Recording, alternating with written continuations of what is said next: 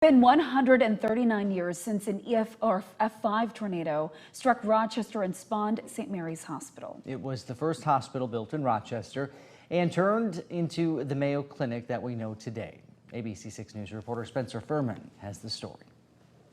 Opened in 1889, St. Mary's Hospital is one of the most famous hospitals constructed in America, but how the idea came to be came from a very destructive tornado.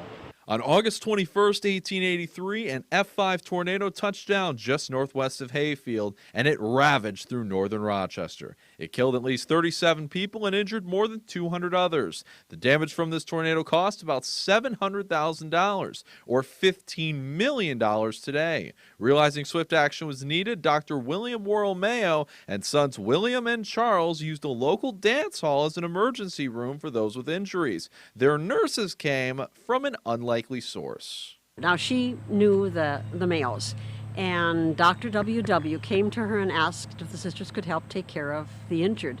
She was Mary Alfred Mose, or Mother Alfred as she's known. The sisters were the Sisters of St. Francis, a group of Roman Catholic nuns. Mother Alfred proposed an agreement to Dr. Mayo that the Sisters of St. Francis would raise $40,000 for a hospital, which today is about $600 million.